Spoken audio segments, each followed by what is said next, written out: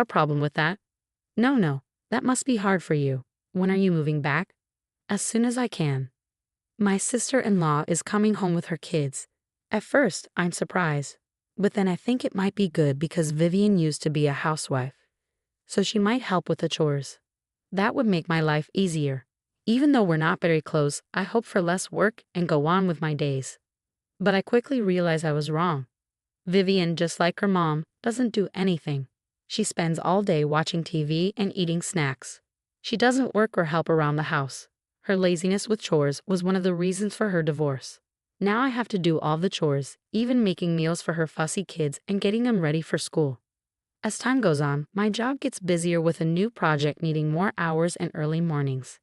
The house gets messier and messier. Coming home to a messy house is really disappointing, but everyone keeps asking, "When's dinner?"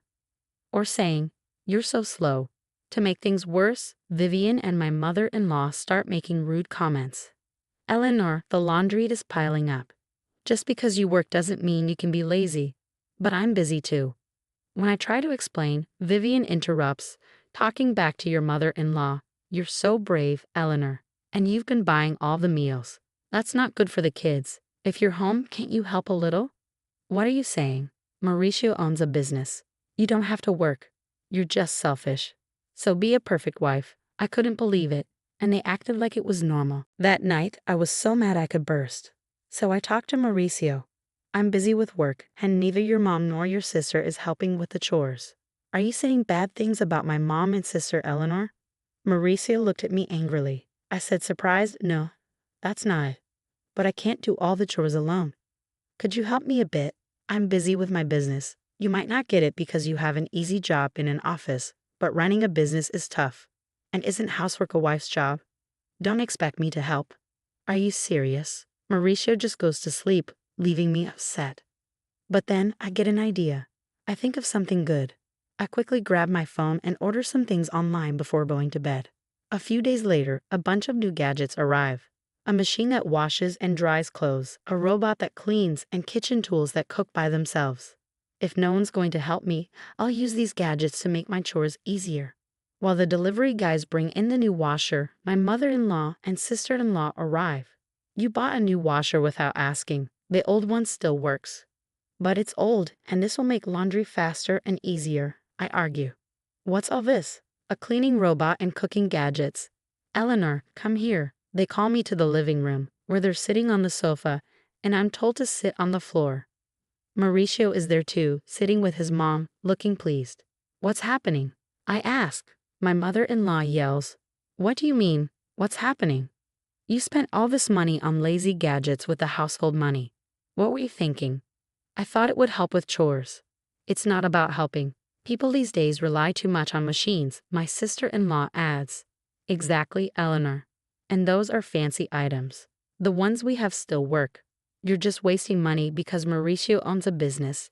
She stares at me, and Mauricio agrees. "But you're just making things easier for yourself. Can't you even do chores properly?" I wanted to reply, "Look who's talking," but I stayed quiet. Finally, my mother-in-law, maybe tired of my quietness, snaps, "If you can't do chores properly, you should leave." I stare at her in surprise. She stares back at me. "We don't need you. Mauricio and I can manage without you. You always seem tired and unhappy. You're just a burden," my sister-in-law says like she's had enough. "Hold on, Mauricio. Your mom and sister are being too mean."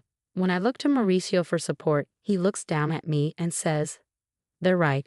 I don't need a wife who can't handle chores." I look at Mauricio in shock, but he just smirks. "I'm a business owner and I can spend my money however I want. I don't need a wife who spends it to make her life easier." "Why would you say that? And I've been getting along with a young part-time helper. She's pretty, unlike you." "Pack your things and go." Shocked by Mauricio's words, all three start criticizing me, saying I'm a bad wife. I clench my fists in anger. After using me for so long, they say this to me. "Just you wait, I'll make you sorry." But I stayed calm and said, "Okay, I'll go." "Good will be better without you," my mother-in-law said meanly, and I quietly stood up and put something on the table.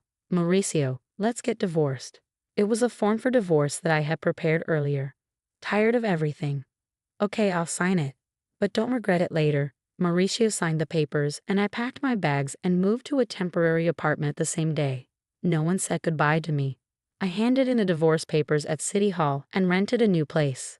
At the same time, I accepted a promotion at work that I had been turning down because of housework, and I became a department head.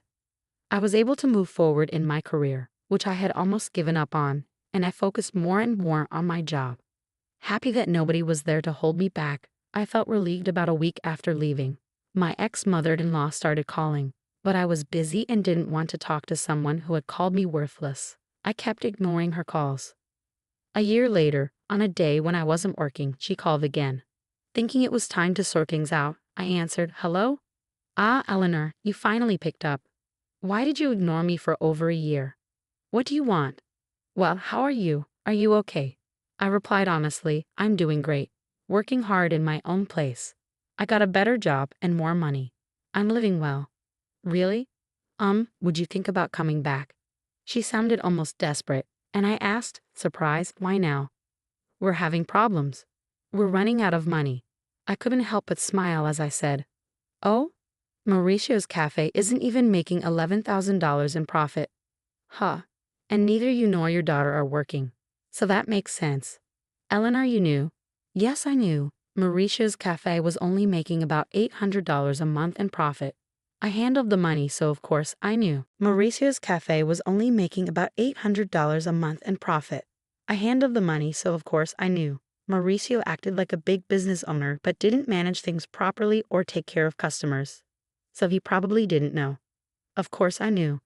I was the one doing all the money stuff and keeping track of what we had. "What? Why didn't he tell us?" "I didn't know you were a big manager at a company and giving so much money for us to live." "Yeah, I was giving over $3,000 every month. That's how we all managed. I was adding my money to help because I knew Mauricio's shop wasn't making much. Maybe Mauricio realized he couldn't handle things without my money after I left." "Please, Eleanor, come back. Oh, by the way, what happened to Mauricio's shop?" Ignoring my ex-mother-in-law's request, I asked, "Is Mauricio's shop closing next month?" Even the part-time helper left him. It's not surprising with such bad management, he can't run a business. And he's too proud to do what he needs to do. No woman would want to be with a man like that. I laughed, and my ex-mother-in-law didn't know what to say. "Can we finish? I'm busy," she quickly said. "Also, the house has been a mess since you left." She said the house was a mess because no one was cleaning. The house was messy. Nobody was cooking, so they had to buy meals, and they couldn't even buy a new washing machine. "It would have been nice if you left those machines," ex-mother-in-law says. "What are you saying? Those lazy machines? And why can't I take what I paid for?" I shouldn't have said that, but I never thought the house would get like this just because nobody was doing chores, I said, getting a bit annoyed. Isn't it strange that 3 grown-ups can't handle chores? "What are your daughter and Mauricio doing?" she whispered. "Well, Mauricio is sitting at home all day, doing nothing since he found out his shop isn't making money. He said he could spend his money however he wanted because he's a business owner. And Vivian won't work, no matter what I say. She doesn't do chores. And she even asks me for money for herself and her kids. My pension is running out." "Really? Your daughter told me she didn't need me because she had you," I said coldly. My ex-mother-in-law tried to be nice again. "Please, Eleanor, my pension isn't enough for us anymore. I don't want to go back to that house. Your children are quite the freeloaders, aren't they?" She didn't know what to say. As I was about to end the call, she kept talking. "Eleanor, we'll change. Please come back. Let's all be happy together again."